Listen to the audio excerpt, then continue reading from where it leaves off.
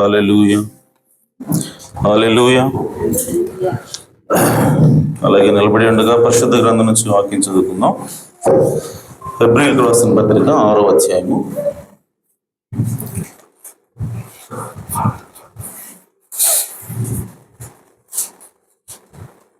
13వ వచనం నుండి చదువుకుందాం.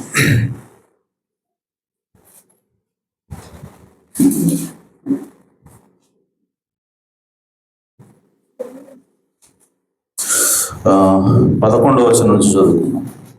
11, 12 కలిసి ఉన్నాయి నా దానిలో.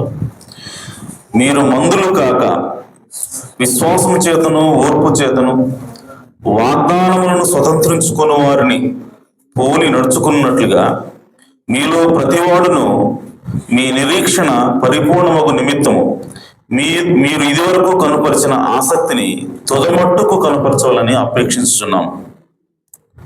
దేవుడు అబ్రహామునకు వాగ్దానం చేసినప్పుడు తనకంటే ఏ గొప్పవాని తోడు అని ప్రమాణం చేయలేకపోయిన గనుక తన తోడు అని ప్రమాణం చేసి నిశ్చయముగా నేను నిన్ను ఆశీర్వదింతును, నిశ్చయముగా నిన్ను విస్తరింపజేతును అని చెప్పాను.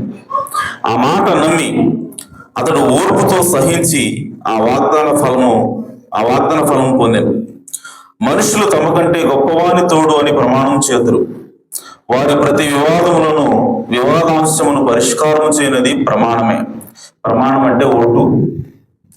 ఈ విధముగా దేవుడు తన సంకల్పము నిశ్చలమైనదని ఆ వాగ్దానమునకు వారసులైన వారికి మరి నిశ్చయముగా కనుపరచవలనని ఉద్దేశించిన వాడై తాను అబద్ధమాడజాలని నిశ్చలమైన 2 సంగతులను బట్టి మన ఎదుట ఉంచబడిన నిరీక్షణను చేపట్టుటకు శరణాగతులమైన మనకు బలమైన ధైర్యము కలుగునట్లు ప్రమాణము చేసి వాగ్దానమును దృఢపరచెను. ఈ నిరీక్షణ నిశ్చలమును స్థిరమునై మన ఆత్మకు లంగరువలే నుండి తెర లోపల ప్రవేశించుచున్నది. నిరంతరము మెల్కీసెదకు క్రమం చొప్పున ప్రధాన యాజకుడైన యేసు అందులోనికి మనకంటే ముందుగా మన పక్షమున ప్రవేశించెను. దేవుడు తన వాక్యమును దీవించును గాక. తల వంచి చిన్న ప్రార్థన చేసుకుందాం. జీవాధిపతి, జీవమగిలిగిన దేవా, మీ ఘనమైన ఉన్నతమైన నామములకు స్తుతులు స్తోత్రం చెల్లిస్తున్నాం. ప్రభువా, ఈ ఉదయకాల సమయంలో మమ్మల్ని అందరినీ కూడా సమకూర్చావు. పాటల ద్వారా మీ నామాన్ని మహింపరిచి ఉండగా మీరు సంతోషించి ఉన్నారని నమ్ముచున్నాం. ఈ సమయంలో చదువుకున్న వాక్య భాగం నుంచి మాతో మాట్లాడండి. ప్రభువా, మా విశ్వాసాన్ని స్థిరపరచండి. ప్రభువా, మా విశ్వాసాన్ని ఎక్కడ లంగరు వేయాలో మాకు తెలియజేయమని ప్రార్థిస్తున్నాం. ప్రభువా, లంగరు స్థిరమైనటువంటి పునాది రాయి మీద పడినప్పుడు అది కదలకుండా ఎలా ఉంటుందో అలాగే మా విశ్వాసం కూడా ఆయన కదలనటువంటి స్థిరమైనటువంటి క్రీస్తులో లంగరు పడేలాగా ప్రభువా మమ్మల్ని దీవించమని, మీ వాక్యంతో మమ్మల్ని దర్శించమని ప్రార్థిస్తున్నాను. ప్రభువా, ఇక్కడ నిలబడి నేను కేవలం నిమిత్త మాత్రుని, అల్పుడును, అయోగ్యుని. ప్రభువా, ముందుగా నా దోషం, నా అపరాధములను ఒప్పుకుంటున్నాను. తండ్రి, దయతో మన్నించండి. ప్రభువా, మీ ఆత్మ చేత ముద్రించండి. ప్రభువా, మీ ఆత్మశక్తి చేత, వాక్శక్తి చేత నన్ను నడిపించమని ప్రార్థిస్తున్నాను. ప్రభువా, మీరే మాట్లాడండి తండ్రి. అయ్యా, అతను మీ బిడ్డలకు అర్థమయ్యేలాగా ఎలాగ మాట్లాడాలో మీకు మాత్రమే తెలుసు ప్రభువా. కనుక మీరు రంగం మీదకి వచ్చి మా అందరితో మాట్లాడి మమ్మల్ని దీవించమని, ఆశీర్వదించమని మా ప్రభువును రక్షకుడునైనా యేసుక్రీస్తు నామములో ప్రార్థించి వేడుకుంటున్నాను పరమ తండ్రి. Amen, amen. కూర్చోవచ్చు. Praise the lord. హల్లెలూయా. చాలా సంతోషం. అది అందరూ సమయానికి వస్తున్నారా? సో సమయానికి రావాలి. మరి అరగంట ముందుగా రావాలని ప్రభు చెప్పాడు కాబట్టి అరగంట ఖచ్చితంగా ముందుగా రావాలి మీరు. అలాగే మరి సండే స్కూల్ జరుగుతుందా? జరగట్లేదు. పిల్లలు రాకపోయినా మనం పెట్టాలా, మనం పెడితేనే పిల్లలు వస్తారు. ఓకే, సో పిల్లలు వచ్చేదంతా సంబంధం లేదు, మనం సిద్ధపడితే పిల్లలు వస్తారు ఆటోమేటిక్గా. తల్లిదండ్రులుగా మీకు చెప్తున్నాను, ఈ పిల్లల్ని పంపించండి. మరి సండే స్కూల్ నడపడానికి 2 టీచర్లు ఉన్నారు ఇక్కడ కాబట్టి మీరు ఖచ్చితంగా మీ పిల్లల్ని పంపించండి. మరి దేవుడు అడిగితే మీరే లెక్క చెప్పాలి. ఎందుకంటే ఆల్రెడీ దేవుడు అన్ని ప్రొవైడ్ చేశాడు, టీచర్లు ప్రొవైడ్ చేశాడు, మెటీరియల్ ప్రొవైడ్ చేశాడు, సో సమయం ఇచ్చాడు. అయినా సరే మీరు దాన్ని సద్వినియోగం చేసుకోకపోతే మరి దేవుడికి మీరే లెక్క చెప్పుకోవాలి. ఓకే, సో మేము ప్రతి ఆదివారం చెప్తూనే ఉంటాం, ఇక్కడ సండే స్కూల్ జరుగుతుంది, ఖచ్చితంగా మీ పిల్లల్ని పంపించండి.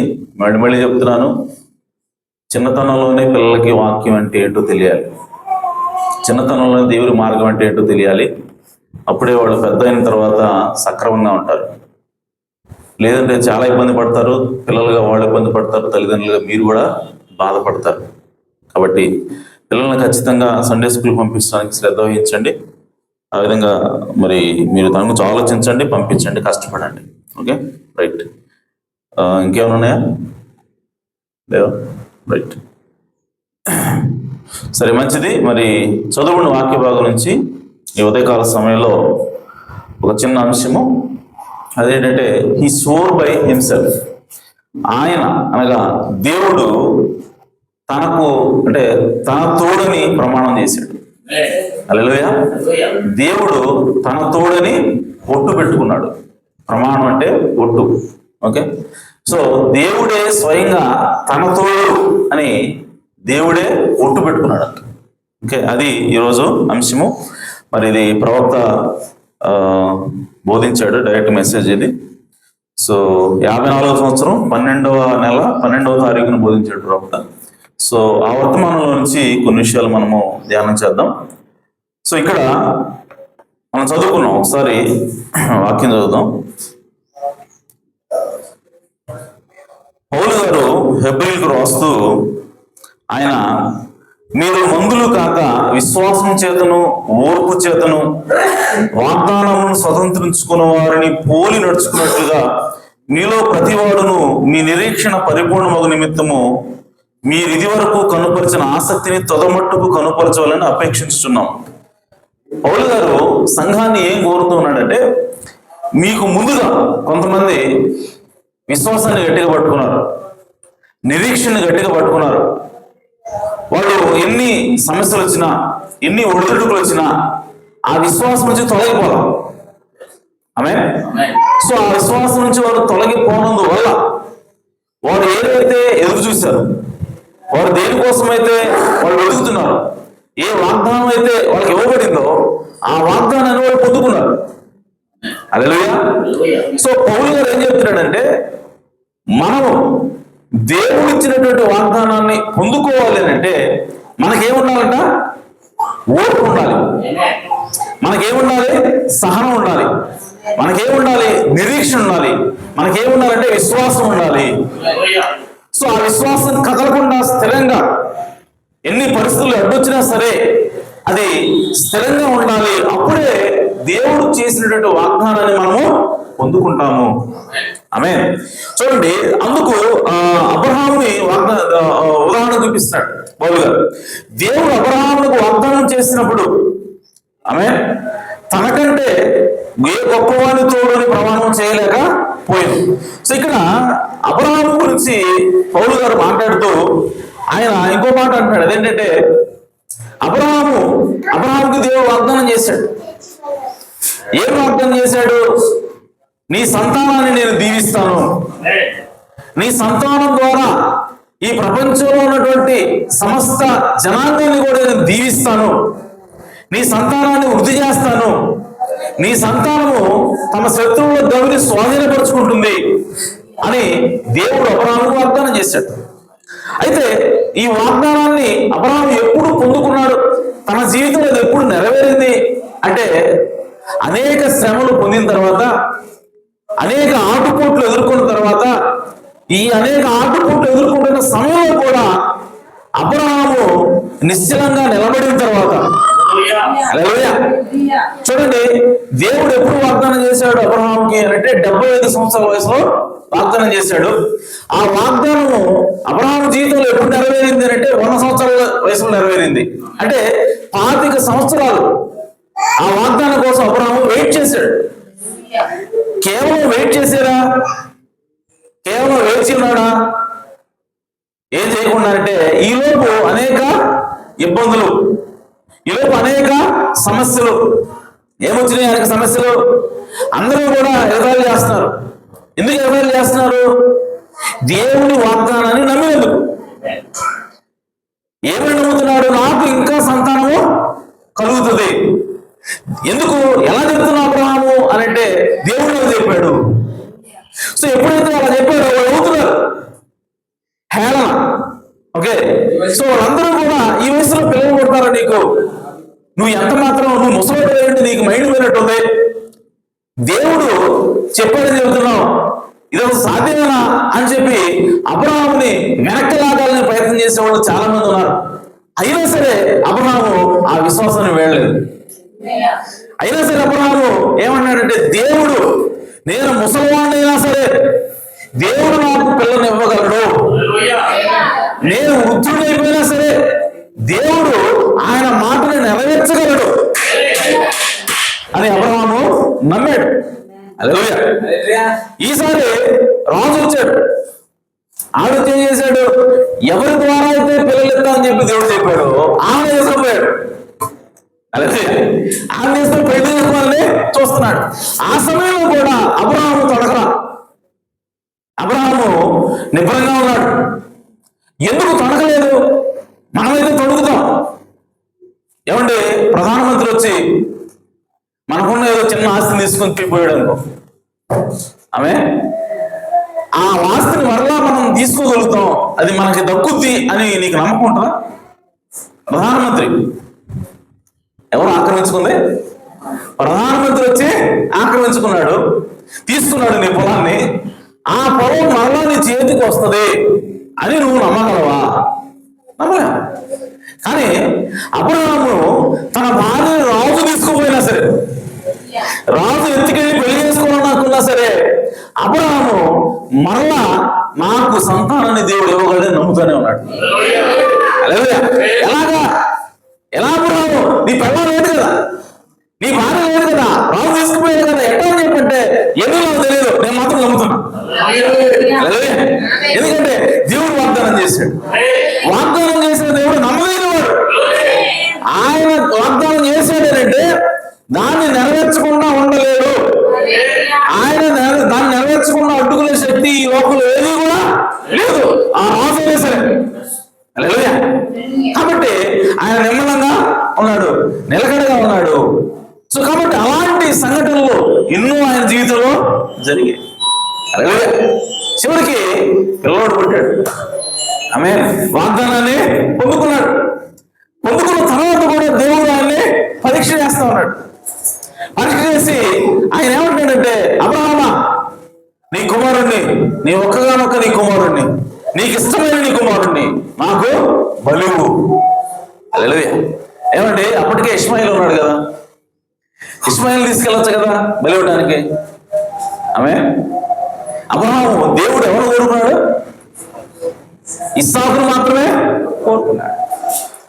సో దేవుడికి అబ్రహాము దేవుడు చెప్పొచ్చు, అయ్యా లేక పుట్టినాడు కదా, నాకంటే ఆల్రెడీ ఒక ఇస్సాకు ఒక ఇష్మాయిల్ ఉన్నాడు, సో నాకు కుమారుడు ఉన్నాడు, కానీ నేను ఎంతగానో ప్రేమించే నా భార్య శారాకి పుట్టిన ఒకే ఒక కుమారుడు, వీడి మొదలు ఇస్మాయిల్ ఇస్తానయ్యా, ఎందుకంటే వీడు చనిపోతే నా భార్య బాధపడుద్ది, నాకంటే ఎక్కువ నా భార్య బాధపడుద్ది.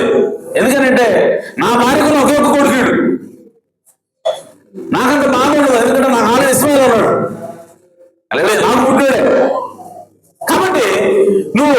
ఇస్సాకుని బదులు ఇష్మాయిల్ని నేను నీకు బలిస్తానని చెప్పి అన్నాడా? అలా దేవుడు ఇస్సాకుని బలిమన్నాడు, ఇస్సాకు ప్రభు అని చెప్పి వెళ్ళిపోయాడు. హల్లెలూయా. ఇవ్వడానికి కూడా ఆయన కత్తిచ్చాడు. ఆమేన్. అంటే అబ్రహాము ఆ సమయంలో కూడా దేవుడు నిందించట్లేదు, ఆ సమయంలో కూడా దేవుడి మీద విశ్వాసం కోల్పోవట్లేదు. సో ఆ సమయంలో దేవుడు అబ్రహాము యొక్క విశ్వాసం ఏంటి, అబ్రహాము యొక్క ఆలోచన ఏమిటి అని అంటే, అబ్రహాము ఏ విశ్వాసాన్ని కలిగి ఉన్నాడంటే, ఎలాంటి విశ్వాసాన్ని కలిగి ఉన్నాడంటే, నా భార్య గర్భం మురిగిపోయింది, లేదంటే నా భార్య గర్భం చనిపోయింది, నేను కూడా పిల్లలు కలిగేస్తున్న స్థితి దాటిపోయింది. అంటే ఒక రకంగా చెప్పాలంటే అబ్రహాము శారా మేమిద్దరం కూడా చనిపోయాం, పిల్లలు పుట్టించే స్థితి మాకు లేదు. అలాంటి స్థితిలో, మృతతుల్యమైనటువంటి ఆ స్థితిలో దేవుడు మాకు ఇస్సాకునిచ్చాడు. హల్లెలూయా. అంటే అబ్రహాము విశ్వాసం ఏంటంటే, చనిపోయినా సరే మృతతుల్యమైన నా నుంచి కూడా దేవుడు జీవాన్ని తీసుకురాగలడు. హల్లెలూయా. సో ఆ విశ్వాసం ఆయనకు ఉంది కాబట్టి ఇదిగో ఇస్సాకును బలివ్వడానికి వెంటనే బలిస్తాడు. ఏంటి ఆయన విశ్వాసం అంటే, నేను మృతతుల్యమైనప్పుడు, నా శరీరం మృతతుల్యమైనప్పుడు దాన్ని తిరిగి ఆయన జీవింపు చేసి నాకు పిల్లలు ఇచ్చినప్పుడు, ఇప్పుడు ఆ పిల్లోడిని మీరు బలిస్తే, ఆ పిల్లోడిని ఆయన మాట ప్రకారం నేను చంపితే, నా పిల్లోడిని బతికించడం దేవుడికి లెక్క. హల్లెలూయా. ఆ పిల్లోడిని ఖచ్చితంగా దేవుడు బతికిస్తాడు. ఎందుకంటే ఈ కుమారుడి ద్వారానే సంతానాన్ని ఇస్తానని చెప్పి దేవుడు వాగ్దానం చేశాడు. కాబట్టి ఆయన వాగ్దానం ఎప్పుడు కూడా తప్పిపోదు, ఆయన మాట ఎప్పుడు కూడా తప్పిపోదు. కాబట్టి నేను నా పిల్లోడిని చంపినా సరే, బలిచ్చినా సరే, దేవుడు మరలా వాడిని బతికిస్తాడు అన్న విశ్వాసానికి ఉంది కాబట్టి ఆయన బలి ఇవ్వడానికి సిద్ధపడ్డాడు. హల్లెలూయా. కాబట్టి ఆ విశ్వాసంతో అబ్రహాము చివరి వరకు కూడా వేచి ఉన్నాడు. ఆయనకి వాగ్దానం నెరవేరేంత వరకు కూడా ఈ స్ట్రగుల్స్ గుండా, ఈ యొక్క అనేక శోధనల గుండా, అనేక అవహేళన గుండా అబ్రహాము ప్రయాణం చేసి ఆ సమయంలో విశ్వాసాన్ని గట్టిగా పట్టుకుని ఉన్నాడు కాబట్టి ఆ వాగ్దానాన్ని పొందుకోగలిగాడు. హల్లెలూయా. కాబట్టి ఇప్పుడు పౌలు గారు ఏమంటాడంటే, మనము ఎట్టున్నారా అంటున్నాడు. ఈరోజు దేవుడు నీకు ఏదైనా వాగ్దానం చేస్తే, ఈరోజు నువ్వు ఆ వాగ్దానాన్ని పొందుకోవాలంటే కండిషన్ ఏంటి, ఆ వాగ్దానాన్ని నువ్వు కూడా పొందుకోవాలంటే ఈరోజు ఆ షరతు ఏంటంటే, నీవు అబ్రహాములాగా విశ్వాసంతో నిలిచి ఉండాలా. హల్లెలూయా. అందుకోసమే పౌలు గారు అన్నాడు, దేవుడు అబ్రహాములకు వాగ్దానం చేసినప్పుడు తనకంటే గొప్పవాని తోడు అని ప్రమాణం చేయలేకపోయిన కనుక తన తోడు అని ప్రమాణం చేసి, నిశ్చయముగా నేను నిన్ను ఆశీర్వదింతును, నిశ్చయముగా నిన్ను విస్తరింప చేతును అని చెప్పెను. హల్లెలూయా. ఆ మాట నమ్మి అతడు ఓర్పుతో సహించి ఆ వాగ్దాన ఫలము పొందెను. ఆమేన్. సో కాబట్టి అబ్రహాము ఓర్పుతో సహించి, విశ్వాసంతో సహించి ఆ వాగ్దానాన్ని పొందుకున్నాడు. హల్లెలూయా. అయితే అబ్రహాము అంత గట్టి విశ్వాసంలో ఉంటాయి గల కారణం ఏంటి చూడండి. మనకి 40 సంవత్సరాల వయసు వస్తేనే మనకి పిల్లలు పుడతారో లేదో అన్న డౌట్. ఆమె 50 సంవత్సరాలు వస్తే ఆ డౌట్ ఇంకా పెరుగుతుంది. ఆమె 60 సంవత్సరాలు వస్తే అది ఇంకా పెరుగుతుంది, ఇంకా అసలు పిల్లలు పుట్టే అవకాశం లేదని మనం అంటాం. అలాంటిది ఆయన వాగ్దానం చేయబడింది 75 సంవత్సరాల వయసులో. ఆమె ఇప్పుడు 100 సంవత్సరాలు వచ్చినాయి, ముసలివాడు వణుకుతున్నాడు, వంగిపోయింది నడుము. ఆ సమయంలో కూడా అబ్రహాము దేవుడు నాకు సంతానాన్ని ఇవ్వగలడని ఎలా నమ్మాడు? నమ్మడానికి గల కారణం ఏంటి అంటే, దేవుడు ఆయనకి వాగ్దానం చేసినటువంటి విధానం. ఆ వాగ్దానం, దేవుడు వాగ్దానం చేసిన విధానాన్ని మనం ఒకసారి పరిశీలన చేస్తే ఆమేన్, అది మనకు కూడా అవసరమే. హల్లెలూయా. సో దేవుడు ఎట్లా వాగ్దానం చేశాడంట, దేవుడు అబ్రహాములకు వాగ్దానం చేసినప్పుడు తనకంటే ఏ గొప్పవాని తోడు అని ప్రమాణం చేయలేకపోయాడు కనుక తన తోడు అని ప్రమాణం చేశాడు. హల్లెలూయా. చూడండి, దేవుడు వాగ్దానం చేశాడు అబ్రహాముకి, నీకు సంతానాన్ని ఇస్తాను, అలాగే నీ సంతానాన్ని నేను వృద్ధి చేస్తాను అని చెప్పాడు. అంటే ఇస్సాకు ద్వారా వచ్చి ఇంకా అనేక సంతానము వస్తుంది అని చెప్పాడు. అలాగే ఆ సంతానం ద్వారా ఈ భూమి అంతటిని నేను ఆశీర్వదిస్తాను అని చెప్పాడు. ఇది ప్రమాణం. ఆమేన్. ప్రమాణం, ఇది వాగ్దానం. ఆమేన్. ఇప్పుడు వాగ్దానం చేసి వెళ్ళకుండా ఉండొచ్చు కదా దేవుడు. గమనించండి జాగ్రత్తగా. ఆమేన్. చూడండి, మనం కూడా అనేక వాగ్దానాలు చేస్తాం. ఆమేన్. అబ్బాయి నేను ఖచ్చితంగా చేస్తా, నేను ఖచ్చితంగా ఈ పని చేస్తా, ఓకే మాట ఇస్తున్నా అని చెప్పి చెబుతాం. ఆమేన్. చెప్పి కొన్ని సార్లు మనం ఏం చేస్తాం తెలుసా? తల్లి తోడు నీకు ఖచ్చితంగా చేస్తా. ఆమేన్. బైబిల్ మీద ఒట్టయా? బైబిల్ మీద ఒట్టు, నేను ఖచ్చితంగా ఇది నెరవేరుస్తా అంటాం. తండ్రి తోడు అంటాం. మనం చెబుతున్నాం, మనం ఏం చేయాలో చెబుతున్నాం, అది వాగ్దానం. మనం ఏం చేయాలని చెబుతున్నాం, అది వాగ్దానం. ఇప్పుడు ఆ వాగ్దానానికి ఈ తోడు ఎందుకు తెలియదు? ఈ తోడు ఎందుకు చేస్తాం? ఈ ఒట్టు ఎందుకు పెడతాం అంటే, మనం చేసిన వాగ్దానాన్ని నేను ఖచ్చితంగా నెరవేర్చి తీరతాను. ఇది 6 నూరైనా సరే, నా ప్రాణం పోయినా సరే. అలాగే కొంతమంది చేస్తాను, నా తల తోడు నేను ఖచ్చితంగా చేస్తాను అంటే అర్థం ఏంటంటే, నేను చచ్చినా సరే ఈ ప్రమాణం ఏదైతే నీకు చేశానో, ఈ వాగ్దానం ఏదైతే నీకు చేశానో దాన్ని నేను మేరను. ఆమేన్. నేను దాన్ని ఖచ్చితంగా జరిగించి తీరుతాను అని మనము ప్రమాణం చేస్తాం. అయితే ఇప్పుడు దేవుడికి అవసరం ఏందండి? దేవుడు ఏం చేస్తాడు ఇక్కడ? దేవుడు వాగ్దానం చేశాడు, దేవుడు ఒక మాట ఇచ్చాడు, అది సరిపోదా? అది సరిపోద్ది. కానీ వాగ్దానంతో పాటు ఆయన ప్రమాణం చేస్తున్నాడంట, వాగ్దానంతో పాటు ఒట్టు పెడతాడంట. అబ్రహాము ఏం చెబుతున్నాడంటే, ఇదిగో నేను నీ పిల్లల్ని నీకు సంతానాన్ని ఇస్తా, నీ సంతానాన్ని ఆశీర్వదిస్తా అంటే, ఇదిగో వీడి మీద పడుతున్నాడు, నేను నాకు కట్టిస్తున్నాడు. భూమి తోడుగా ఉంటుంది నా పాద పెట్టు, ఆకాశం తోడుగా ఉంటుంది నా సింహాసనం. సో నాకంటే ఎవడు గొప్పగా లేడు కాబట్టి, నాకంటే పెద్దోడు ఎవడు లేదు కాబట్టి నాతోనే నా మీద ఉండు. ఏదేం చెప్పాడు అబ్రహాముకి? నా మీద ఉండు, నీకు నేను సంతానాన్ని ఇస్తా. నా మీద ఉండు, నేను నీ సంతానాన్ని వృద్ధి చేస్తా. నా మీద ఉండు, నీ సంతానం ద్వారా ఈ భూమి మీద ఉన్నటువంటి సమస్త జనాంగాన్ని నేను ఆశీర్వదిస్తా అని చెప్పాడు. అరే మామూలుగా చెప్పలేదైనా, దేవుడు ఎంత చెప్పాడు? ఆ వాగ్దానము ప్రమాణంతో, ఒట్టుతో. ఎవరి మీద ఒట్టు? దేవుడు ఆయన మీద ఒట్టేసుకున్నాడు. ఎందుకు వేసుకున్నాడు ఆయన మీద? ఆయనకంటే గొప్పడు ఎవడు లేడు, ఆయనకంటే పెద్దడు ఎవడు లేడు కాబట్టి. మనమైతే భూమి తోడు అంటాం, మనమైతే ఆకాశం తోడు అంటాం, మనమైతే దేవుడు తోడు అంటాం, మనకంటే దేవుడు గొప్పడు కాబట్టి. అలాగే కానీ మరి దేవుడు ఒట్టు పెట్టాలనుకుంటే ఎవరు పెట్టాలి? ఆయన మీద పెట్టుకోవాలి. కాబట్టి అబ్రహాముకి దేవుడు వాగ్దానం చేసేటప్పుడు, ఒకటి నేను నీకు చేస్తా అని చెప్పేటప్పుడు ఎట్లా చేస్తాడంటే, ఆయన మీద ఒట్టు పెట్టుకుంటున్నాడు. నా మీద ఒట్టు, నేను నీకు సంతానాన్ని ఇస్తా. నా మీద ఒట్టు, నీ సంతానాన్ని వృద్ధి చేస్తా. హల్లెలూయా. అంతేనా? ఇంకా ఏం చెప్పాడు ఆయన? ఓకే, ఆదికాండంకి వెళ్దాం. ఇది ఎక్కడ ఉంది? ఓకే, ఆదికాండం 22వ అధ్యాయం చేయండి.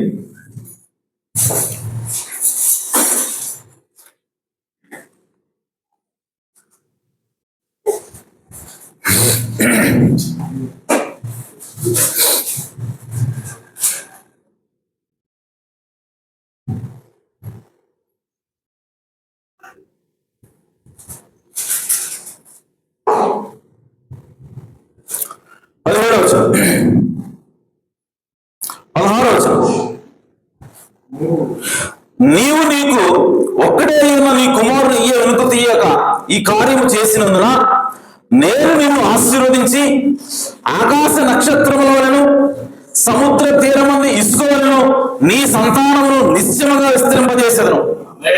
హల్లెలూయా. నీ సంతతి వారు, చూడండి ఇంకా ఏం చెప్తున్నాడు? నీ సంతతి వారు అనగా నీ యొక్క పిల్లలు తమ శత్రువుల గవిని స్వాధీనపరుచుకుందరు.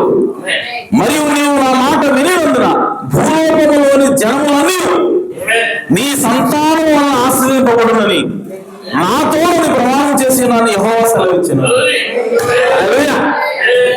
సో ఒట్టు పెట్టుకొని నా తోడు, ఓకే, నా తోడు నేను నీ సంతానాన్ని వృద్ధి చేస్తా, నా తోడు నేను నీ శత్రువులుగాని నీ సంతానము స్వాధీనపరుచుకుంటది. ఆమేన్. నా తోడు ఇదిగో ఈ భూమి మీద ఉన్నటువంటి భూలోకంలోని జనములను నీ సంతానములను ఆశ్రయింపబడునని ప్రమాణం చేస్తాడు ఆయన. హల్లెలూయా. అంటే 3 విషయాలు చెప్తున్నాడు. నీ యొక్క సంతతి వారు నిన్ను దీవించి నిన్ను ఆశీర్వదించి ఆకాశ నక్షత్రం వల్ల సముద్రం తీరములందు ఇసుక వల్ల నీ సంతానాన్ని విస్తరింపజేస్తాను. నంబర్ 1. రెండవది, నీ సంతతి వారు తమ శత్రువులు కలిగి స్వాధీనపరచుకుందరు. నంబర్ 3, మరియు నీవు నా మాట వినినందున భూలోకంలోని జనములని నీ సంతానం వల్ల ఆశ్రయింపబడును. హల్లెలూయా. సో ఈ 3 ప్రమాణాలని 3 వాగ్దానాలని దేవుడు తన తోడును ఒట్టు పెట్టుకుని మరి అబ్రహాము వాగ్దానం చేశాడు. హల్లెలూయా. కాబట్టి అబ్రహాము అంత గట్టిగా వాగ్దానాన్ని పట్టుకున్నాడు. ఆమేన్. కాబట్టి ప్రియ సోదరి సోదరా, ఇప్పుడు చూడండి, ఈరోజు మనము ఈ వాగ్దానాన్ని బట్టి మనకేంటి అంటే ఈ వాగ్దానంలో మనం కూడా ఉన్నాం. హల్లెలూయా. ఈ వాగ్దానం కేవలం అబ్రహాముకే కాదు, ఈ వాగ్దానం కేవలం యూదులకే కాదు, ఈ వాగ్దానము మనందరికీ కూడా వర్తిస్తుంది. ఈ వాగ్దానము అబ్రహాము సంతానం మొత్తానికి వర్తిస్తుంది. హల్లెలూయా. సో కాబట్టి ఈరోజు దేవుడు ఒట్టు పెట్టుకుని మరి వాగ్దానం చేసింది ఎవరి కోసం అంటే కేవలం అబ్రహాము కోసం కాదు, నీ కోసం నా కోసం కూడా. హల్లెలూయా. దేవుడు ఏమంటాడంటే వారు అనగా నీ సంతానము వారి శత్రువుల గౌరవ స్వాధీనపరుచుకుంటారు. హల్లెలూయా. వారి శత్రువు ఎంత గొప్పవాడైనా సరే, ఆమేన్, ఆ శత్రువుని నీ సంతానం స్వాధీనపరుచుకుంటారు. నా తోడు, దేవుడు ఏమంటాడు, నా తోడు ఖచ్చితంగా నీ సంతానము వారి శత్రువులని స్వాధీనపరుచుకుంటుంది. వారి శత్రువులు అమెరికా అయినా సరే వారు స్వాధీనపరుచుకుంటారు. ఆమేన్. నీ యొక్క కుమారుడు, నీ యొక్క సంతానం యొక్క శత్రువు మనమైనా సరే మనల్ని జయిస్తాడు. ఒకవేళ నీ సంతానానికి ఆమేన్ సమాజం ఎదురొచ్చిందా, సమాజం కూడా జయిస్తాడు. హల్లెలూయా. నీ శత్రువుకి, నీ యొక్క సంతానానికి పాతాళం ఎదురొచ్చిందా, పాతాళాన్ని కూడా జయిస్తుంది నీ సంతానం. నా తోడు ఓటు పెట్టుకుంటాడు ఆయన. హల్లెలూయా. కాబట్టి ఈ సోదరి సోదరా, ఈ వాగ్దానము ఎంత స్థిరమైనదో ఎంత దృఢమైనదో దేవుడు మనకి చెప్పాలనుకుంటున్నాడు. హల్లెలూయా. అందుకోసమే పౌలు గారు ఏం మాట్లాడుతున్నాడు అంటే చూడండి ఒకసారి మళ్ళీ హెబ్రీయులకు రాసిన పత్రికలో హెబ్రీయులకు రాసిన పత్రిక 6:13 కదా.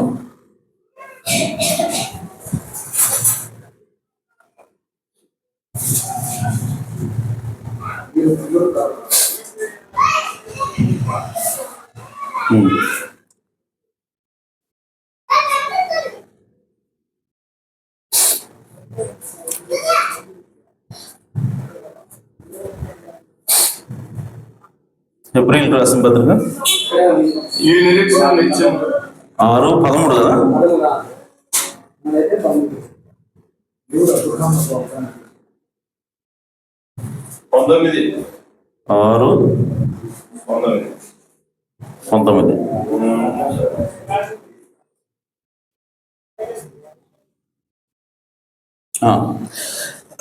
చూడండి, మనుషులు తమకంటే గొప్పవాని తోడు అని ప్రమాణం చేదురు, వారి ప్రతి వివాదంలోనూ వివాదాంశం పరిష్కారం చేయనది ప్రమాణమే. అంటే ఎప్పుడైతే మనం ఒట్టు పెట్టుకుంటామో ఆ ఒట్టు పరిష్కారం చేస్తాయి ఆటోమేటిక్. ఇంకా అది కన్ఫర్మ్ అయినటువంటి నువ్వు ఏదైతే చేస్తానని చెబుతున్నావో దానికి పూర్తి భరోసా ఆ ఒట్టిస్తూ ఉండవు. అలాగే దేవుడు ఏదైతే వాగ్దానం చేశాడో అబ్రహాముకి, ఆయన సంతానానికి, ఇప్పుడు తన తోడు ఒట్టు పెట్టుకున్నాడు, ఆ ఒట్టు ఇప్పుడు ఏం చేస్తాడంటే సీల్ చేస్తుంది. హల్లెలూయా. ఇప్పుడు ఈ విధముగా 17వ వచనం, దేవుడు తన సంకల్పము నిశ్చలమైనదని. ఎలాంటిదంట దేవుడి సంకల్పం? నిశ్చలమైనది అంటే కదలది, స్థిరమైనది. ఏమిటి ఆయన యొక్క సంకల్పం? తన ప్రజల్ని, అబ్రహాము సంతానాన్ని దీవించాలని, అబ్రహాము యొక్క సంతానం ముందు తన శత్రువుని స్వాధీనపరచాలని. ఇదంతా కూడా దేవుని యొక్క సంకల్పమైనది. హల్లెలూయా. సో దేవుడు తన సంకల్పం నిశ్చలమైనదని ఆ వాగ్దానములకు వారసులైన వారికి ఎవరు చెప్పాలనుకున్నాడు? ఆమె నేను చెప్పినటువంటి ఈ ప్రమాణం, నేను చేసిన ఈ ప్రమాణము, లేదంటే నేను పెట్టుకున్న ఈ ఒట్టు నిశ్చలమైంది, లేదంటే నేను చేసిన ఈ వాగ్దానము నిశ్చలమైంది, ఇది ఖచ్చితంగా చేసి తీరుతాను అని ఎవరు చెప్పాలనుకుంటాడు ఆయన? వాగ్దాన సంబంధులకి. ఆ వాగ్దానములకు వారసైన వారికి మరి నిశ్చయముగా కనుపరచవాలని ఉద్దేశించిన వాడై తాను అబద్ధమాన చాలని నిశ్చలమైన 2 సంగతులను బట్టి మన ఎదుట ఉంచబడిన నిరీక్షణను చేపట్టుటకు శరణాగతులమైన మనకు బలమైన ధైర్యం కలిగినట్లు ప్రమాణము చేసి వాగ్దానము దృఢపరచెను. హల్లెలూయా. ఎందుకు ఆయన ప్రమాణాన్ని ఆ వాగ్దానాన్ని ప్రమాణంతో దృఢపరిచాడు అంటే నీకు నాకు విశ్వాసం కలగాలని, నీకు నాకు స్థిరత్వాన్ని ఇవ్వాలని. అంటే దేవుడు నిన్ను రక్షిస్తున్నాడు, దేవుడు నిన్ను రక్షిస్తానని చెప్పి వాగ్దానము చేశాడు. చేసిన ఆ వాగ్దానం ఎంత స్థిరమైందో, చేసిన ఆ వాగ్దానం ఖచ్చితంగా నెరవేరేదే అని నీకు తెలియజేయాలన్నదే దేవుడి ఉద్దేశమే. అంటే దేవుడు ఎంత తాపత్రయపడుతున్నాడు చూడండి. అబ్రహాముకి ఏం చెప్పాలనుకుంటాడంటే, నేను నీకు ఇచ్చినటువంటి ఈ వాగ్దానము ఖచ్చితంగా నేను నెరవేర్చి తీరుతానని చెప్పి తన మీదే దేవుడు ఒట్టు పెట్టుకుంటున్నాడు. హల్లెలూయా. అంటే అబ్రహాముకి విశ్వాసం కలిగించాలనుకుంటున్నాడు, అబ్రహాముకి నమ్మకం కలిగించాలనుకుంటున్నాడు.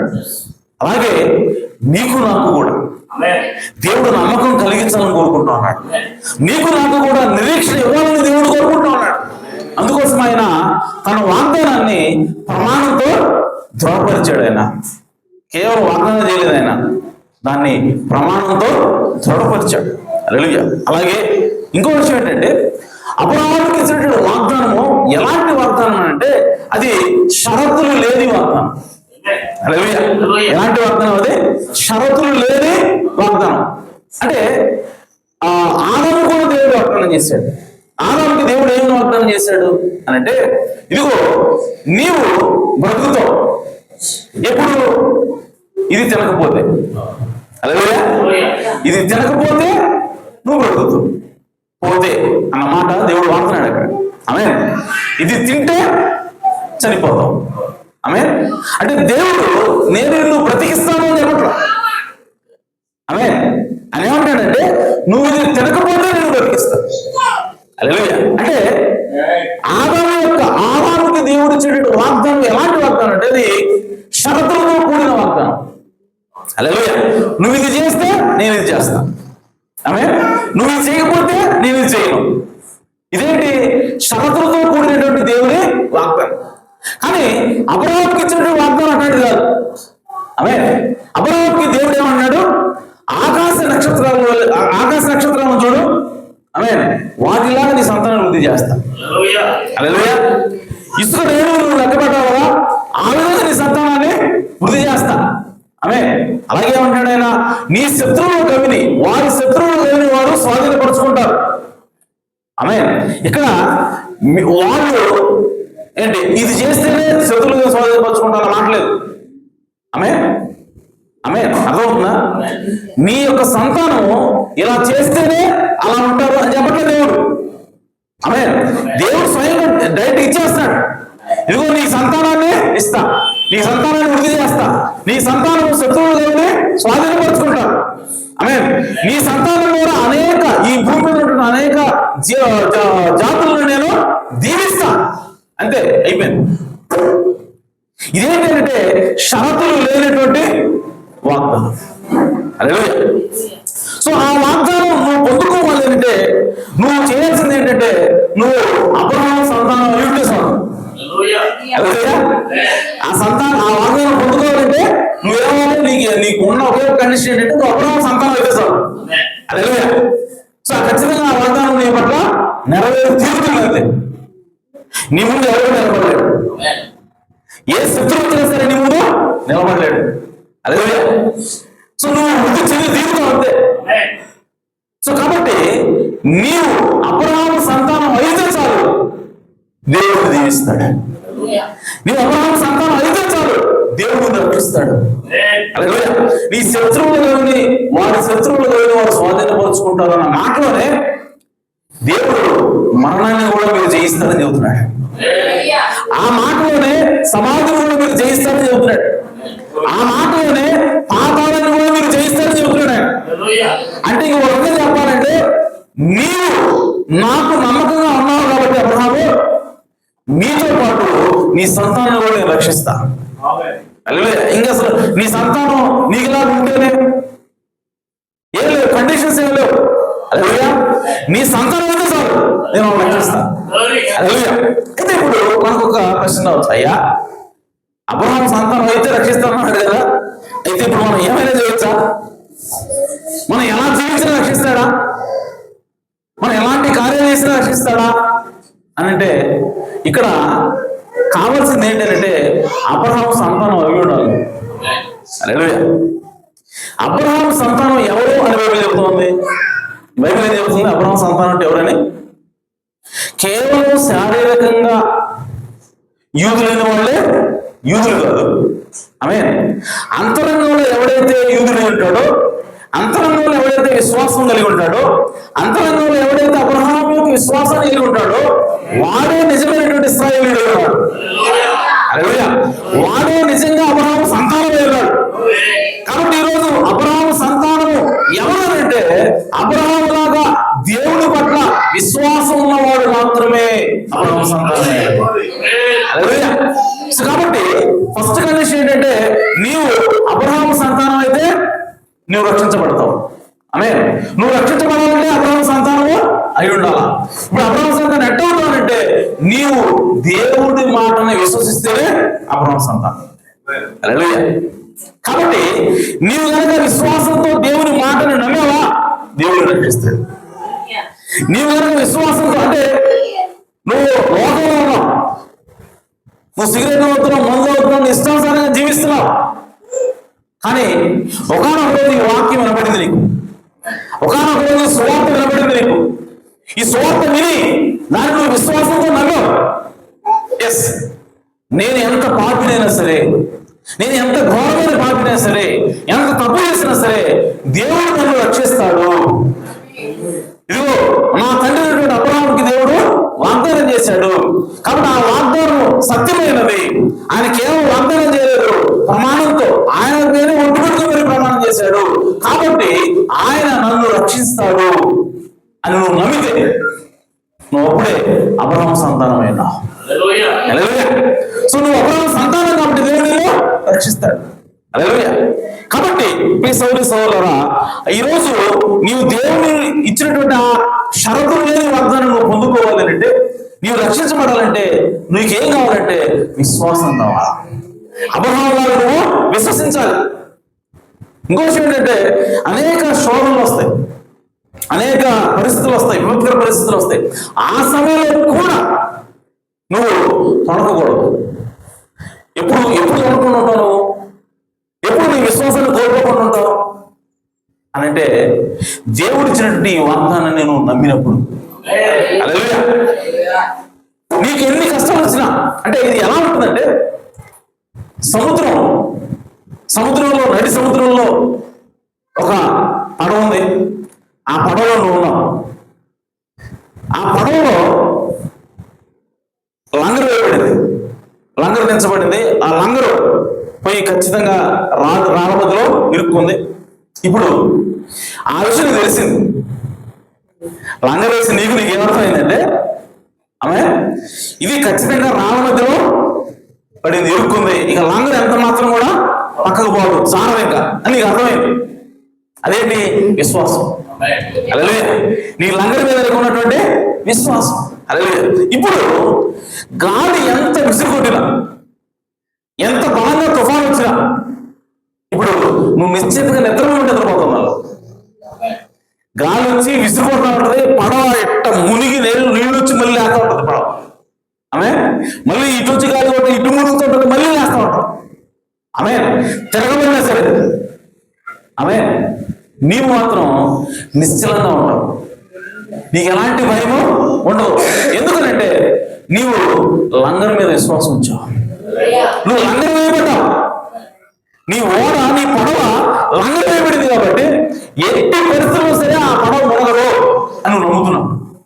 ఆమె అలాగే ప్రియ సోదరి సోదరా, మన విశ్వాసం కూడా యేసుక్రీస్తు చేసినటువంటి, దేవుడు చేసినటువంటి ఈ వాగ్దానం మీద లంఘన వేయబడితే, హల్లెలూయా, ఏంటా వాగ్దానం, ఏంటా లంఘన అంటే, నీవు ఇదిగో నీ మీద నాకు ఒట్టు పెట్టుకున్నావు తండ్రి, నా తోడు ప్రమాణం చేశావు, నేను నిన్ను అబ్రహాము సంతానాన్ని రక్షిస్తానని వాగ్దానం చేశావు, అబ్రహాము సంతానము శత్రువుల దగ్గర స్వాధీనపరుచుకుంటుందని నా తోడు వాగ్దానం చేశావు. నేను దాన్ని నమ్ముతున్నా, ఆమేన్ అని ఆ లంఘన ఎప్పుడైతే నీకు వేయబడుతుందో, ఆ విశ్వాసం ఎప్పుడైతే ఆ వాగ్దానం మీద నీకు లంఘన వేయబడుతుందో, ఆమేన్, నువ్వు ఇక కదలవు. హల్లెలూయా. నీ జీవితంలో ఎన్ని ఆటంకాలు వచ్చినా, ఎంత భయంకరమైన పరిస్థితి నీ లోపలికి వచ్చినా, దేవుడు ఉన్నాడంటావా అన్న ఆలోచన, అన్న అవిశ్వాసం నీకు అసలు దగ్గరికి రానే రాదు. ఎన్ని కష్టాలు వచ్చినా సరే నువ్వు ఇక పడలేక ఇష్టంగా ఉంటుంది, పక్కన ఆశ్చర్యంగా ఉంటుంది. ఇన్ని కష్టాలు వస్తే చూడైనా సరే చచ్చిపోతాడు, నువ్వు ఎట్ట బతుకుతున్నావా అని చెప్పేవాళ్ళు అనొచ్చు. దానికి కారణం ఏంటంటే, నీ యొక్క విశ్వాసం ఎక్కడ లంఘన వేయబడిందంటే దేవుని వాగ్దానం మీద. హల్లెలూయా. కాబట్టి ప్రియ సోదరి సోదరులారా, దేవుడు మనల్ని రక్షిస్తాడు అన్నది ఖచ్చితంగా అది వాస్తవమైనది. ఎందుకంటే ఆయన తోడుని ఆయన ఒట్టు పెట్టుకుని చెప్పాడు, నేను నీ సంతానాన్ని రక్షిస్తాను అని చెప్పి. అలాంటప్పుడు మనకు భయం ఎందుకు? అలాంటప్పుడు మనకు ఒడికెందుకు? దేవుడు నేను రక్షించబడ్డానంటావా లేదా అని నీకు అనుమానం వస్తుందంటేనే నీ విశ్వాసం సరిగా లంఘన వేయబడలేదని అర్థం. దేవుడు నువ్వు సరిగా నమ్మట్లేదని అర్థం. దేవుడి యొక్క వాగ్దానం నువ్వు సరిగా పట్టుకోలేదని అర్థం. పౌలు గారు అదే చెప్తున్నాడు, మీరు నిరీక్షణతోటి ఆ వాగ్దానాన్ని మీరు పట్టుకోవాలి. పట్టుకున్నప్పుడే మీరు స్థిరంగా అబ్రహాములాగా నిలబడగలుగుతారు అని చెప్పి పౌలు గారు వాళ్ళు చెప్తూ ఉన్నాడు హెబ్రీయులకి. హల్లెలూయా. కాబట్టి ఈరోజు మనల్ని రక్షించబడాలి అంటే మనం ఏం చేయాలంటే, అలాంటి దేవుని వాగ్దానం మీద స్థిరమైనటువంటి దేవుని వాగ్దానం, మామూలు వాగ్దానం కాదు, కదలైనటువంటి వాగ్దానం, దాని మీద నువ్వు విశ్వాసము ఉంచాలా. అబ్రహాము ఆ విధంగానే ఉంచాడు, ఆమేన్. యోబు ఆ విధంగానే ఉంచాడు, ఆమేన్. యోబుకు ఎన్ని కష్టాలు వచ్చాయి, ఆస్తి పోయింది, ఆమేన్, పిల్లలు పోయారు, తనకున్నటువంటి సమస్తం ఆరోగ్యం పోయింది, రోగాలు గీకుంటున్నాడు. ఒక్క రోజు అంతా కూడా కోల్పోయాడు. అన్ని కష్టాలు వచ్చినా సరే యోబు ఎప్పుడూ కూడా నిరుత్సాహపడలేదు, యోబు ఎప్పుడూ కూడా బాధపడలేదు. దానికి కారణం ఏంటంటే తన విశ్వాసం ఎక్కడ వచ్చాడంటే దేవుని మీద వచ్చాడు. హల్లెలూయా. ఈ రోజు నువ్వు కనుక నిజంగా దేవుని మీద విశ్వాసం ఉంచినట్లయితే, దేవుడు చేసినట్టు ఆ వాగ్దానం మీద, అబ్రహాముకు దేవుడు చేసినట్టు వాగ్దానం మీద నువ్వు విశ్వాసం ఉంచినట్లయితే, ఎన్ని కష్టాలు వచ్చినా సరే దేవుడు ఉన్నాడంటావా అని నువ్వు అనలేవు. హల్లెలూయా. దేవుడు నువ్వు విడిచిపెట్టలేవు. ఎందుకంటే నీ విశ్వాసం లంఘన వేయబడింది. హల్లెలూయా. కాబట్టి ప్రియ సోదరి సోదరులారా, మనం రక్షించబడడానికి మూలం ఏమిటంటే దేవుడు చేసిన వాగ్దానం మీద మనం విశ్వాసం ఉంచాలా. స్థిరమైనటువంటి కలమైనటువంటి విశ్వాసం నీకు దేవుడి మీద ఉండాలంటే ఆ వాగ్దానం దేవుడు ఏ విధంగా చేశాడో ఒకసారి నువ్వు గమనించాలి. దేవుడు మామూలుగా చేయాలి ఆ వాగ్దానం, ఒట్టి వాగ్దానం చదువుకు ఊరుకోలేదు ఆయన. ఎందుకని మనల్ని ఆయన నమ్మించాలనుకుంటున్నాడు. దేవుడికి అన్న అవసరం ఏందండి? ఒట్టు పెట్టుకోవడం అవసరం ఏంది దేవుడికి? అర్థమవుతుందా మీకు? మనం ఎప్పుడు ఒట్టు పెట్టుకుంటాం తెలుసా? ఎదుటివాడు ఖచ్చితంగా నన్ను నమ్మాలి,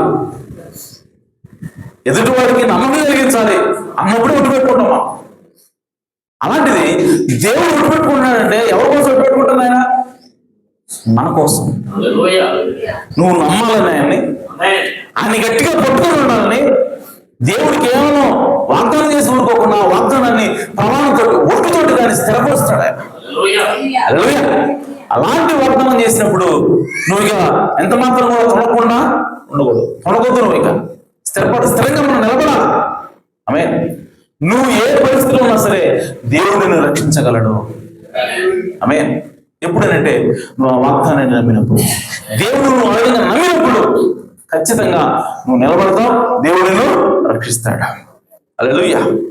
కాబట్టి ప్రియ సోదరులారా, రోజు దేవుడు ఆ విధంగా వాగ్దానం చేసిన తరువాత ఆమేన్ చూడండి, వాళ్ళు అబ్రహాము వాగ్దానం చేశారు, అబ్రహాంకి ఇస్సాకు పుట్టాడు, ఇస్సాకి తర్వాత 12 మంది, యాకోబు పుట్టాడు, ఆ యాకోబు తర్వాత వాళ్ళకి 12 మంది వచ్చారు.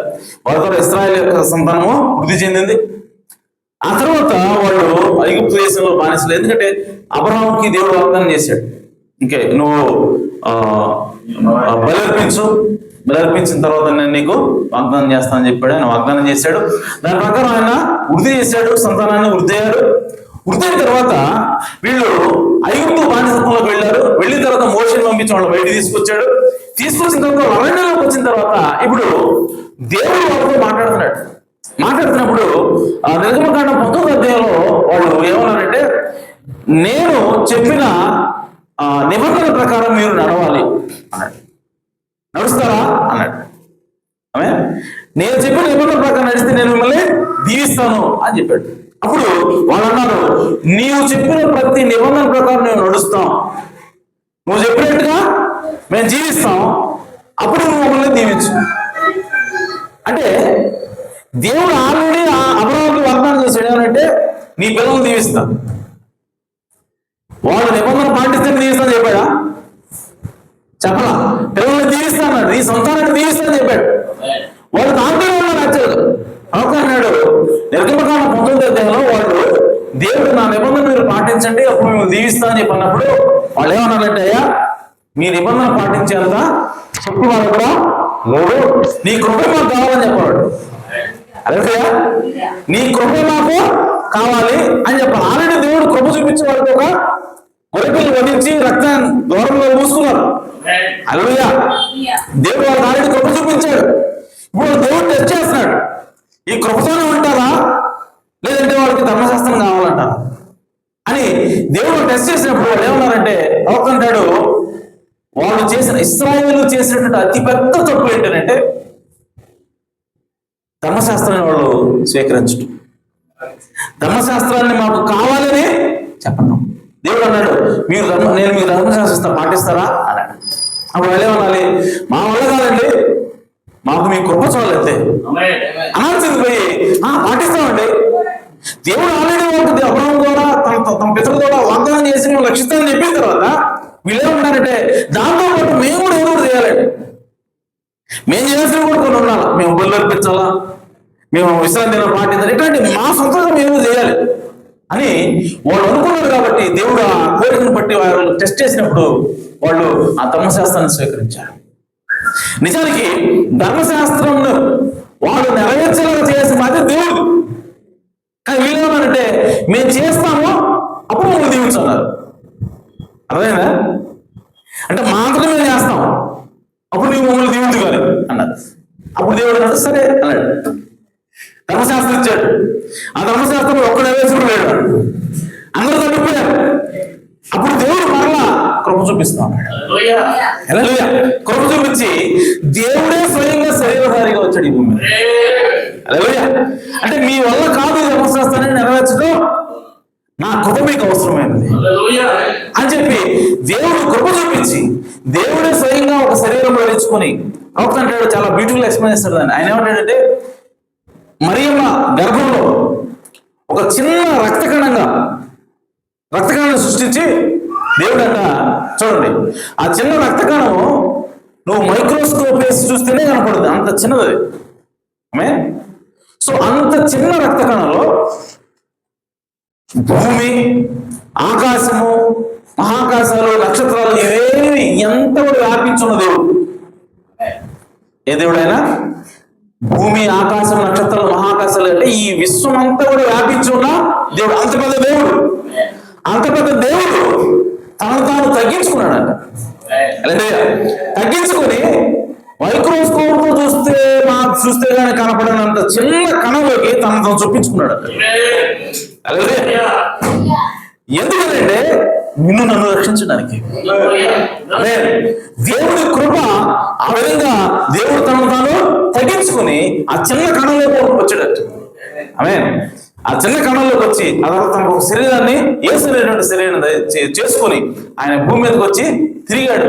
33 సంవత్సరాలు ఈ భూమి మీద సేవ చేసి తర్వాత ఆయన ఆ కలువరి శిలువలోకి ఎక్కి ఆయన శిలువ పెట్టినప్పుడు ప్రవక్త అంటాడు, ఆ రోమన్ స్పీర్ ఎప్పుడైతే, ఆ రోమా సామ్రాజ్యపు ఆ ఈట ఎప్పుడైతే ఆయన పొడిచిందో, ఆ రక్తకణం అనేది బద్దలైందంట.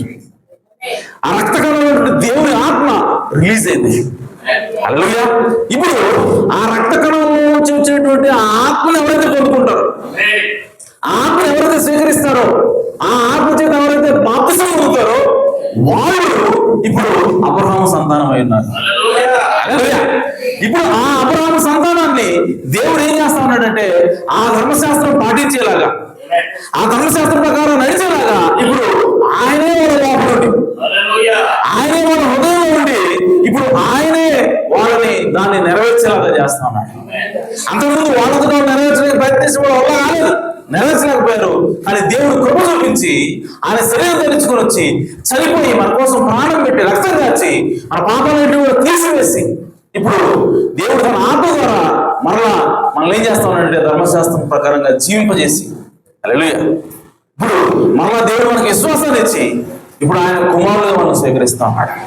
దేవుడితో మరలా ఆయన అంటుకట్టేలాగా చేస్తా ఉన్నాడు. దేవుడికి దూరం అయిపోయాం, ఇప్పుడు మరలా యేసుక్రీస్తు ద్వారా ఇప్పుడు దేవుడు మనతో మరలా ఫెలోషిప్ చేస్తాడు, మనతో మరలా సహవాసం చేస్తా ఉన్నాడు ఆయన. ఆమేన్. సో ఇప్పుడు నీవు అబ్రహాము కుమారుడు కావాలి అని అంటే, నీవు అబ్రహాము కుమారుడు అని ఎప్పుడైనా అంటే పరిశుద్ధాత్మ చేత తిరిగి జన్మించినప్పుడు.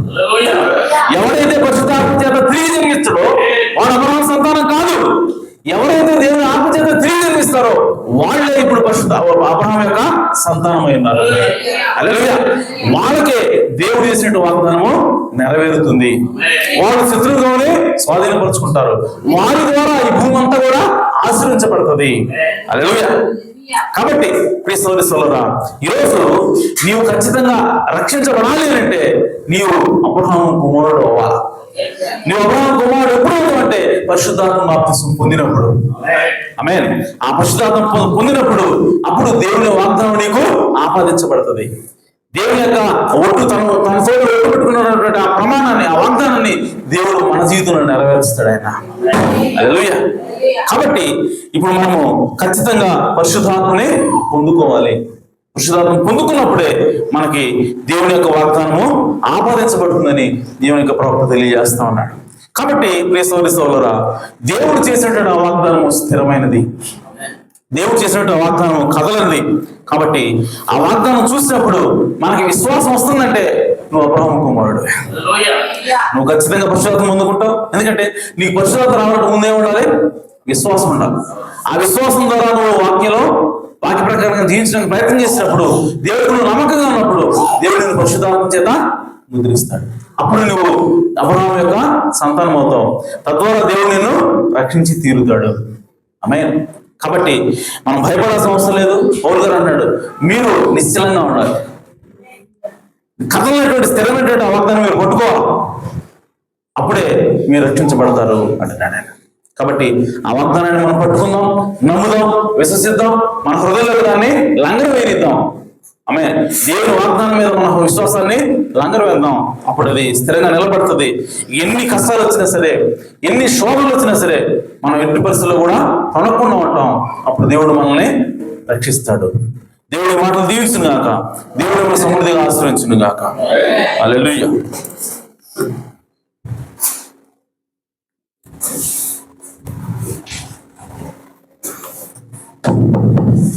దేవుని స్తోత్రం. హల్లెలూయా. మనమందరం నిలబడదాం. హల్లెలూయా, హల్లెలూయా, హల్లెలూయా, హల్లెలూయా, హల్లెలూయా, హల్లెలూయా. స్తోత్రము, స్తోత్రము, స్తోత్రము, స్తోత్రము ప్రభువా. మహోన్నతుడా స్తోత్రము తండ్రి. సర్వాధికారమైన ప్రభువా స్తోత్రం చేస్తాను ప్రభువా. ఈ రాష్ట్రంలో నుంచి ప్రభువా తండ్రి ఇటువంటి ప్రమాణం అబ్రహాము పట్ల చేస్తున్నావు, అవి తెలియజేశావు ప్రభావ. అబ్రహాముకు ఆయన సంతానం లేదు, చాలా పర్వాలుగా మిగిలిపోయి ఉంది. పర్వతాలలో వెళ్ళిపోయినప్పటికీ కూడా ప్రభావ అబ్రహాము పిలిచి అబ్రహాము ఎదుర్కొని అబ్రహాము వాగ్దానం చేస్తావు ప్రభావ. ఇదిగో తండ్రి నీ సంతానాన్ని స్థానం చెప్పావు ప్రభావ. నీ ప్రజలను ఆశీర్వదిస్తాను, ఆకాశ నక్షత్రాల వలె, రేణుల వలె నీ ప్రజలను ఆశీర్వదిస్తాను. అవును నీ ప్రజల ద్వారా భూలోకమంతా కూడా తీర్చబడుతుందని చెప్పావు ప్రభువా. అటువంటి వాగ్దానాన్ని ఆయన అబ్రహాము పొందాడు. అబ్రహామునైనా ఎన్నో సంస్థలు ఎన్నో శ్రమలు వచ్చాయి ప్రభువా. ఏ కుమారుడు ద్వారా ఆశీర్వదిస్తాను చెప్పావు, ఆ కుమారుడినే బలిగా మాత్రమే అడిగావు ప్రభువా. ఓ తండ్రి, అబ్రహాము సంతోషంగా తండ్రి నువ్వు అడిగినప్పుడు నా తండ్రి ఆ కుమారుడు బలివ్వడానికి సిద్ధంగా ఉన్నాడు ప్రభువా. నా కుమారుడు చనిపోయినా, నా కుమారుడు వెళ్ళిపోయినా, నా దేవుడు వాగ్దానం చేశాడు, మీ ప్రజలను ఆశీర్వదిస్తానని చెప్పాడు. ఖచ్చితంగా నా కుమారుడు చనిపోయినప్పుడు తిరిగి బ్రతికించగల సమర్థుడు నా దేవుడు అన్నాడు. అవును ప్రభు. ఓ ప్రభువా, స్తోత్రము నాయనా. అటువంటి సోదరుడు ప్రభువా, నీ వాగ్దానం, నీ ప్రమాణం ఓ ప్రభువా అబ్రహాము చేసినప్పుడు ఎంతో సహనం కలిగి ఉన్నాడు, ఎంతో ఓర్పు కలిగి ఉన్నాడు ప్రభువా. ఓ తండ్రి, స్తోత్రము నా తండ్రి. ఓ ప్రభువా, శరణము నా తండ్రి. అవి వేరే మార్పు తీసుకున్నప్పటికీ నా తండ్రి, అది ఎటువంటి భయం లేదు, ఎటువంటి ఆలోచన లేదు ప్రభువా. అతను విశ్వాసంతో నిలబడ్డాడు. ఎవరైనా విశ్వాసం అబ్రహాముకు వచ్చింది అంటే దేవుడు ప్రమాణం చేసేటప్పుడు, దేవుడు వాగ్దానం చేసేటప్పుడు అవును నాయన. ఓ ప్రభువా, స్తోత్రము తండ్రి. భూమి కొనలేదు, ఆకాశం కొనలేదు, దేవుడు మనిషి ఒప్పేయలేదు కానీ ఓ సర్వశక్తిగా దేవుడు భూమి అంతా సృష్టించిన ఆ మహోన్నత దేవుడు చేసుకొని ఆమేన్. ఆ వాగ్దానం అబ్రహాము చేస్తున్నాడు ప్రభువా. అవును నాయన. అందుకని అబ్రహాము విశ్వాసం వచ్చింది తండ్రి.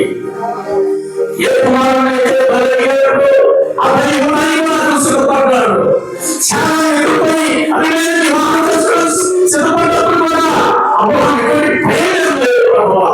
అవును ప్రభు. కారణం అబ్రహాము పట్ల ఎటువంటి వాగ్దానం చేస్తున్నావు, ఎటువంటి ప్రమాణం చేశారో ఆ ప్రమాణాన్ని స్థిరమైనది, ఆయన మాట ఏదో చెప్తానని ఆ శ్వాసంలో నాతో మాట్లాడే ప్రభువా.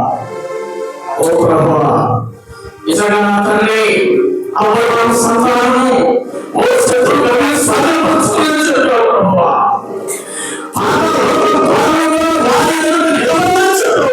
అవును నాయన. ఓ సంస్థను స్వాధీనపరచుకుని మాట్లాడే ప్రభువా. నీవు అబ్రహాము సంతానమైతే, అబ్రహాము ఆయన సంతానమైతే నీవు శత్రువులను స్వాధీనపరచుకుంటామని చెప్పావు ప్రభువా. అబ్రహాము సంతానమైతే నువ్వు పరిశుద్ధాత్మ పొందుకుంటావని మాట్లాడావు తండ్రి. అబ్రహాము సంతానంగా దేవుడు నమ్ముతాడని చెప్పావు ఆయన. అబ్రహాము సంతానం యేసుక్రీస్తు రక్తంలో కడగబడి దేవుని విశ్వాసం కలిగి ఉండాలని చెప్పావు ప్రభువా. అబ్రహాము కుమారుడు, అబ్రహాము సంతానం అవును కాదు, నీ విశ్వాసమే రుజువు చేస్తానండి. అబ్రహాము అదే సంతానంగా ఉండాలంటే దేవుని విశ్వాసం కలిగి ఉండాలని చెప్పావు ప్రభువా. అబ్రహాము విశ్వాసం బట్టి దేవుని నమ్మాడు, నీ విశ్వాసం బట్టి దేవుని అనుమతించింది. అవును ప్రభు. అప్పుడే నువ్వు అబ్రహాము కుమారుడుగా పిలువబడతావు, అబ్రహాము కుమారుడు కుమార్తెగా పిలువబడతావు, అప్పుడే నువ్వు పరిశుద్ధంగా ఉంటున్నావు. అవును ప్రభు. ఈ లోకాన్ని నువ్వు జయిస్తావని చెప్పావు ప్రభువా. హల్లెలూయా. నీకే స్తోత్రము తండ్రి. నువ్వు చేసిన వాగ్దానంలో, నువ్వు చేసిన ప్రమాణము అది మాకు వర్తిస్తుందని చెప్పావు ప్రభువా. ఓ నాయనా, నీకే స్తోత్రము ప్రభువా. నిజంగా మా జీవితాలు మార్పు జరుగుతాయని చెప్పావు ప్రభువా. మా జీవితంలో నీ వాక్య ప్రకారమైన ఒకరిని జీవించగలుగుతామని చెప్పావు ప్రభువా. ఓ తండ్రి, ఆనాడు ఈ వాగ్దానాన్ని నాయనా నెరవేర్చలేకపోయావు ప్రభువా. ఓ తండ్రి, అబ్రహాము ఎటువంటి శ్రమలు లేకుండా నువ్వు నాయనా ఓ తండ్రి వాగ్దానం చేసావు ప్రభువా. ఓ తండ్రి, నీ ద్వారా, నీ రకంలో కలుగుబడుట ద్వారా, నీ విశ్వాసం ఉంచడం ద్వారా, నీ వాక్యం ప్రేరణ ద్వారా నీవే నీ ఆత్మని పెట్టుబడి ఇస్తున్నావని చెప్పావు ప్రభువా. అవును నాయన. కలవరంలో నా తండ్రి, ఓ నీ కుమారుడు చనిపోయి ఓ నీ రక్తాన్ని సిందించి ఆ రక్తం కలుగుబడిన ప్రతి భక్తుల ద్వారా నీ వాగ్దానాన్ని నెరవేర్చగలవని నువ్వు మాట్లాడిన ప్రభువా. స్తోత్రం చేస్తున్నాను. అటువంటి గొప్ప వర్తమానం మాకు ఇచ్చి ప్రభువా.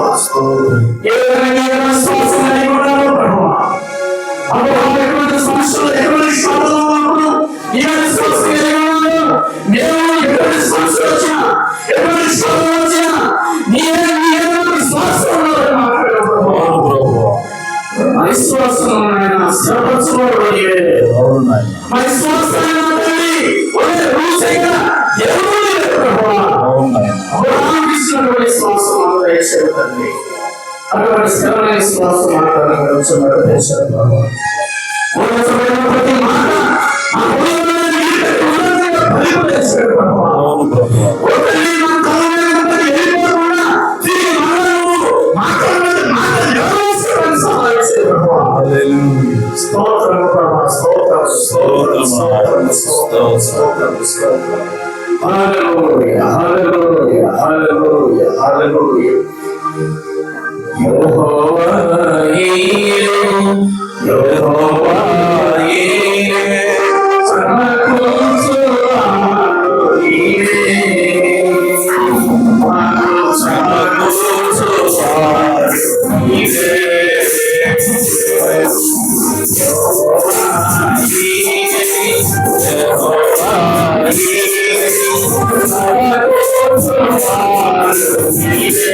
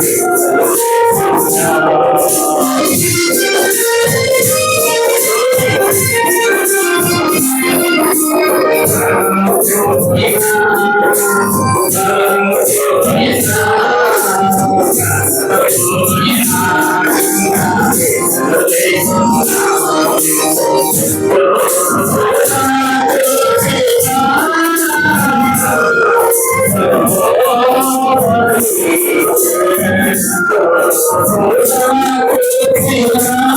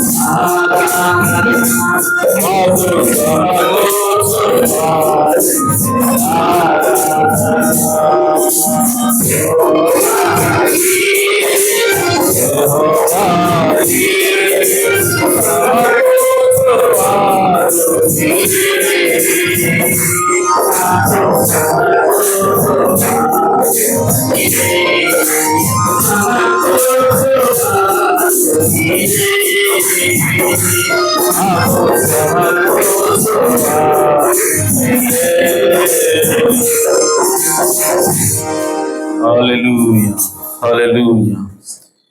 జీవాధిపతి మీ ఘననామనికి స్తోత్రం. నిజముగా అయ్యా మాకు విశ్వాసం కలిగించడం కోసం, అయ్యా మాకు నమ్మకం కలిగించాలని, మేము నమ్మాలని ప్రభువా మీరు ఎంతగా తాపత్రయపడుతున్నారు. అయ్యా మీరు కేవలం వాగ్దానం చేయడం మాత్రమే కాదు ప్రభువా, అయ్యా నా తండ్రి ఒట్టు పెట్టుకుని మరి దాన్ని స్థిరపరిచిన దేవుడు ప్రభువా.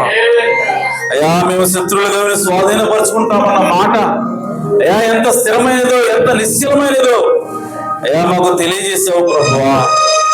అయ్యా నా తండ్రి మేము మరణాన్ని జయిస్తామని, అయ్యా పాతాళాన్ని జయిస్తామని, సమాధిని జయిస్తామని అయ్యా నువ్వు ఒట్టు పెట్టుకుని మరి వాగ్దానం చేసావు ప్రభువా.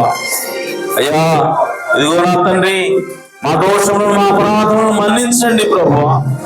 అయ్యా నా తండ్రి మీకు ఇంకా నమ్మకంగా జీవించలేని స్థితిలో మేము ఉంటున్నాం ప్రభువా, క్షమించండి నాయన. అయ్యా ఇదిగో విశ్వాసంతో ప్రభువా అయ్యా నా తండ్రి మీ వాగ్దానాన్ని పట్టుకొని ప్రభువా అయ్యా ముందుకు వెళ్ళి పరిశుద్ధాత్మను పొందే భాగ్యాన్ని మాకు దయచేయండి ప్రభువా. అయ్యా విన్న వాక్యం మా అందరి హృదయాలు నీరు కట్టండి ప్రభువా. అయ్యా నూనెలుగా ఫలింపును దయచేయండి ప్రభువా. విన్న వాక్యం ప్రకారంగా జీవించే భాగ్యాన్ని మాకు దయచేయండి ప్రభువా. అయ్యా సహాయం చేయండి నాయన. నీ బిడ్డలు నాయన ఇదిగో ప్రభువా మారు మనసు లేకుండా ఎంతమంది అయితే తిరుగుతున్నారో ప్రభువా అయ్యా వారికి మారు మనసు దయచేయండి ప్రభువా. అయ్యా వారికి విశ్వాసం దయచేయండి ప్రభువా. ఎందుకంటే విశ్వాసం అనేది మేము సంపాదించుకునేది కాదు ప్రభువా, అయ్యా మేము కష్టపడి సంపాదించుకునేది కాదు ప్రభువా. విశ్వాసం అనేది నీ యొక్క బహుమతి అయినదని వాక్యం సెలవిస్తుంది. విశ్వాసం అనేది నీవు ఉచితంగా మాకు ఇచ్చేది అయినది ప్రభువా. అలాగే తండ్రి ఆ విశ్వాసమును ప్రభువా దయచేయండి. అయ్యా వారి హృదయాలను మార్చండి ప్రభువా. మరలా మీ సన్నిధి తీసుకుందామని ప్రార్థిస్తున్నాను ప్రభువా. అలాగే నా తండ్రి ఎవరైతే రక్షణ లేకుండా ఉన్నారో ప్రభువా, మా కుటుంబాల్లో ఎవరైతే రక్షణ లేకుండా ఉన్నారో ప్రభువా అయ్యా వారిని రక్షించమని ప్రార్థిస్తున్నాను తండ్రి. రక్షణ భాగ్యం వారికి దయచేయమని ప్రార్థిస్తున్నాను ప్రభువా. నమ్ముట నీ వలనైతే నమ్మువానికి సమస్తము సాధ్యమని చెప్పిన దేవుడు అలాగే నా తండ్రి ప్రభు అయిన యేసునందు విశ్వాసం ఉంచుము, నీవు నీ ఇంటి వారు రక్షణ పొందాలని చెప్పిన దేవుడు ప్రభువా. ఇదిగో నాయన మా యొక్క కుటుంబీకుల కోసం అయ్యా, మా బిడ్డల కోసం విశ్వాసం ఉంచడానికి సహాయం చేయండి అయ్యా. తండ్రి మా భర్త కోసం విశ్వాసం ఉంచడానికి సహాయం చేయండి అయ్యా. తండ్రి భార్య కోసం విశ్వాసం ఉంచడానికి సహాయం చేయండి ప్రభువా. కుటుంబం అంతా కూడా రక్షించబడినట్లుగా ప్రభువా అయ్యా, ప్రతి కుటుంబాన్ని కూడా, ఈ సంఘంలో ఉన్న ప్రతి కుటుంబాన్ని కూడా దీవించమని ప్రార్థిస్తున్నాను ప్రభువా. అయ్యా, ఈ లోకంలో అయ్యా భూ సంబంధమైనటువంటి ప్రభు ఆశీర్వాదాలు ఎన్ని ఉన్నప్పటికీ రక్షణ లేకపోతే వృధా కదా ప్రభువా. కనుక ప్రభువా సహాయం చేయండి అయ్యా. నా తండ్రి రక్షణ దయచేయండి ప్రభువా. అలాగే నాయన వెతబడిన కానుకలను దీవించండి అయ్యా. వారి హృదయాలను ఆశీర్వదించండి, వారి చేతి పనిని ఆశీర్వదించండి, వారికి సమృద్ధిని దయచేయమని ప్రార్థిస్తున్నాను.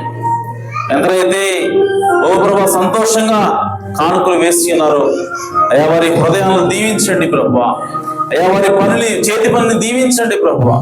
వారి కుటుంబాల్లో సమృద్ధిని దయచేయమని ప్రార్థిస్తున్నాను. మీ కృప తోడుగా ఉంచండి.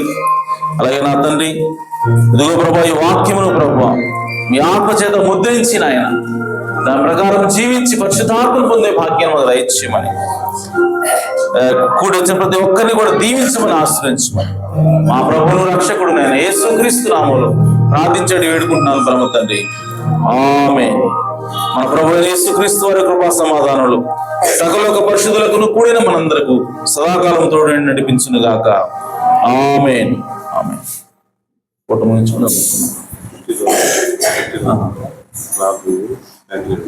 ఈరోజు చిన్న కుమారుడు చిన్న బిడ్డ పుట్టినరోజు ఉంది. సో చాక్లెట్లు తెచ్చాడు. సో అందరూ ఒకసారి కూర్చుంటే ప్రార్థన చేసి మరి కుమారుడు మీరు చాక్లెట్లు పంచుతాడు, తీసుకుని ఆశీర్వదిద్దాం. జీవాధిపతి జీవము కలిగిన తండ్రి, మీ కరుణామకు స్తోత్రం ప్రభువా. ఇదిగో నాయన, మరి ఆంటీని బాబాయిని మీరు ప్రేమించినటువంటి చిన్న కుమారుడిని మీరు జ్ఞాపకం చేసుకోనండి. మరి ఇన్ని సంవత్సరాలు కూడా కాపాడి ఇంకొక నూతన సంవత్సరాన్ని తనకు కృప దయాకీడీటంగా దయచేసిందుకే స్తోత్రం తండ్రి. ఇదిగో ప్రభువా, మరి ఇది మొదలుకొని నాయన క్రీస్తులో ప్రభువా జీవించినట్లుగా ప్రభువా, క్రీస్తు కొరకు ఆయన క్రీస్తు మీద విశ్వాసంతో జీవించినట్లుగా ఈ బిడ్డను దీవించమని ప్రార్థిస్తున్నాను. చదువులో దీవించండి ప్రభువా. తను చేస్తున్నటువంటి, తను ఎక్కడికి వెళ్తే అక్కడ ప్రభువా ఈ బిడ్డను దీవించమని ప్రార్థిస్తున్నాను తండ్రి. మీ చిత్తానుసారంగా ఈ బిడ్డను నడిపించండి, సహాయం చేయండి. ఇదిగో నాయన, మరి తను తీసుకొచ్చినటువంటి పలహారాన్ని కూడా దీవించమని ఆశ్రయించమని ప్రార్థిస్తున్నాను. కృప చూపించండి, సహాయం చేయండి, మీ ఆత్మ చేత నింపండి ప్రభువా. మీ చేతిలో ఒక బలమైనటువంటి పనిముట్టుగా బిడ్డను వాడుకోమని ప్రభువా, సమస్త దుష్కార్యం నుంచి, చెడుతనం నుంచి బిడ్డను దూరంగా ఉంచమని, దీవించమని మా ప్రభువును రక్షకుడు నేను యేసుక్రీస్తు నామములో ప్రార్థించాడు వేడుకుంటున్నాను పరమ తండ్రి. ఆమేన్. God bless you. ఆడొచ్చు.